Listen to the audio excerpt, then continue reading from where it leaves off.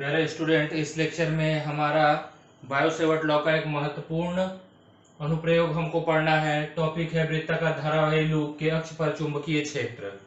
देखिए, अभी तक हम लोगों ने एक ऋजुरेखीय धारावाही चालक के चलते चुंबकीय क्षेत्र की गणना कर लिया, एक वृत्ताकार धारा लूप के केंद्र पर चुंबकीय क्षेत्र की गणना कर लिया।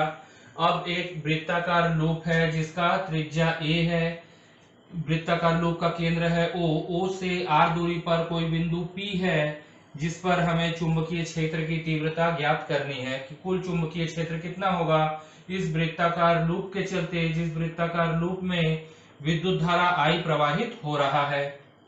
अब क्या करते हैं, देखिए यहाँ पर ये कोण थीटा है, ये कोण भी थीटा है, तो यहाँ पर ये कोण थीटा होगा और ये कोण भी थीटा होगा। ये कोण दोनों बराबर होंगे क्योंकि यह वाला सिरा और यह वाला सिरा बिंदु P से बराबर दूरी पर होगा। अब दो अल्पांश काट लेते हैं, यहाँ पर एक अल्पांश ले लेते हैं, इसका लंबाई dl, और यहाँ पर भी एक अल्पांश काट लेते हैं, इसका लंबाई dl। धारा I प्रवाहित हो रहा है, अल्पांश है, धारा तत्व है तो उसका कुछ ना कुछ चुंबकीय क्षेत्र तो होगा, तो इस अल्पांश dl का चुंबकीय क्षेत्र जो है इस और हो गया db, और इसी प्रकार ये जो नीचे वाला अल्पांश है dl, इसका चुंबकीय क्षेत्र इस और हो गया db। अब देखिए db जिधर से थीटा एंगल बना रहा है उधर आ जाएगा db cos थीटा, और इसका भी आ जाएगा इधर db cos थीटा, और क्षैतिज घटक यहाँ पर मिल जा रहा है db sin थीटा इसका, और इसका भी इसी प्रकार db sin थीटा। ये हो गया, हमको मिल जा रहा है कुल चुंबकीय क्षेत्र। अब यहाँ पर थोड़ा सा हम लोग पाइथागोरस प्रमेय का प्रयोग करेंगे, तो S बराबर आ जाएगा, देखिए यहाँ पर R है आधार, A है लंब, तो S बराबर हो जाएगा R square plus A square का होल टू द पावर 1/2। ये पाइथागोरस थ्योरम से हमने कर्ण S का मान निकाल लिया।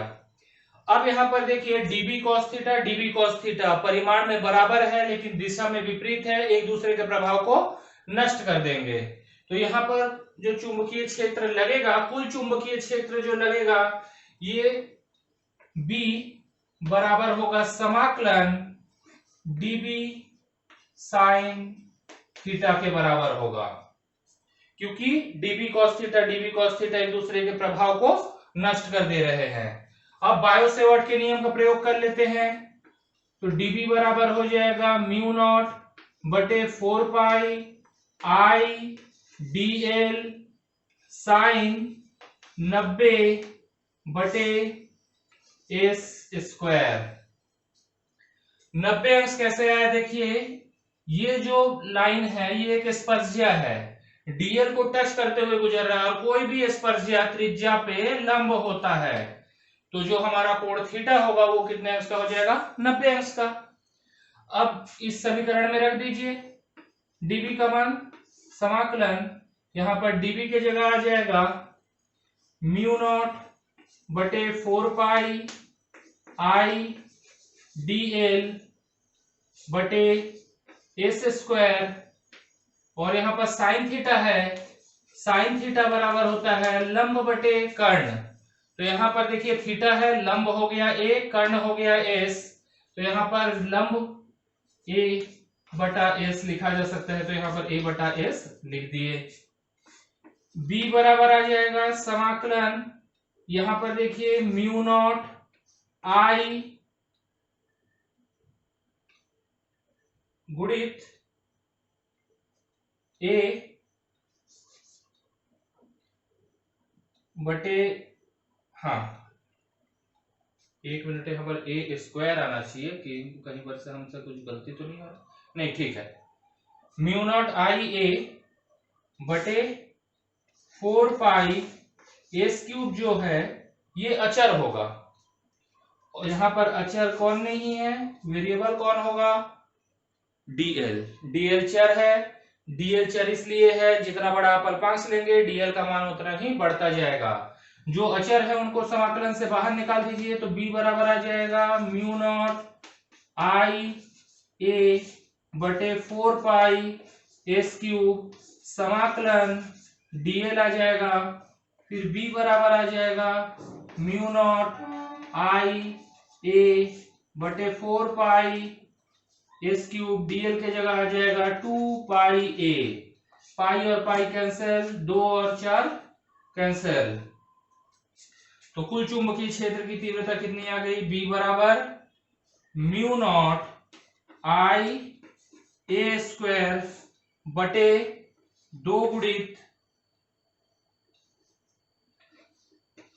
S cube. अब एस का मान देखिए क्या है, R square plus A square whole to the power 1/2 यानी रूट के अंदर है। तो हम कुल चुंबकीय क्षेत्र बी बराबर लिख सकते हैं mu not I A square बटे 2 गुणित R square plus A square 3/2। ये आ गया हमारा कुल चुंबकीय क्षेत्र किसी धारावाही लूप के चलते उसके अक्ष पर स्थित किसी बिंदु P पर जो कुल चुंबकीय क्षेत्र निकलेगा, ये हो गया उसका फॉर्मूला। अब इसमें कई सारी स्थितियां लगा सकते हैं। मान लीजिए कि इस बिंदु P को उठा के मैं यहाँ पर बिंदु O पे रख देता हूं। उस केस में जब बिंदु P को बिंदु O पे उठा के रख दिए तो उस केस में R का मान क्या हो जाएगा? 0। मतलब ये बिंदु P कहाँ आ जाएगा? केंद्र पे। पिछले लेक्चर में जो हम लोग पढ़े थे, तो ये आर स्क्वायर भी हमारा हो जाएगा 0। तो यहाँ पर बच क्या जाएगा? देखिए b बराबर mu not I A square बटे 2 बटे ए क्यूब, ए स्क्वायर ए कटा, तो b बराबर म्यू नॉट आई बटे 2a। यही सूत्र तो हमको पिछले भी लेक्चर में जो हम लोगों ने टॉपिक पढ़ा था, वृत्ताकार कुंडली के केंद्र पर चुंबकीय क्षेत्र की तीव्रता, देखिए सेम यही आता है। ये हमारे अक्ष के लिए हो गया। और इसमें एक और चीज है कि मान लीजिए कि तार के फेरों की संख्या, कुंडली में फेरों की संख्या जो है वो कैपिटल एन है। जरूरी नहीं कि एक ही फेरे का हो, 5, 10, 100, 1000, 500 कुछ भी हो सकता है। तो अगर कुल फेरों की संख्या कैपिटल एन है तो यहाँ पर एन एक आप रख देंगे। तो ये हो जाएगा किसी वृत्ताकार धारावाही कुंडली में यदि एन फेरे हैं तो उसके अक्ष पर स्थित किसी बिंदु पर चुंबकीय क्षेत्र की तीव्रता। ये टॉपिक बहुत इंपॉर्टेंट है। ये परीक्षा की दृष्टि से तो बहुत ज्यादा इंपॉर्टेंट है, क्योंकि अगर पिछले वर्ष नहीं आया होगा तो इस वर्ष आएगा। इसलिए इसको अच्छे से समझिए। कुछ डाउट होगा तो आप मुझे कमेंट कर सकते हैं। अगर ये लेक्चर आपको अच्छा लगा होगा तो एक लाइक जरूर प्रेस कीजिएगा। अपने मित्रों सहपाठियों के साथ कोर्स को शेयर कीजिए ताकि उनको भी लाभ मिल सके। और जो भी आपका फीडबैक है इस कोर्स से रिलेटेड, अगर आपको लगता है कि कुछ सुधार करने का जरूरत है तो जरूर मुझे कमेंट करके बताइएगा। जो भी सुधार हो सकेगा मैं जरूर करूंगा। धन्यवाद।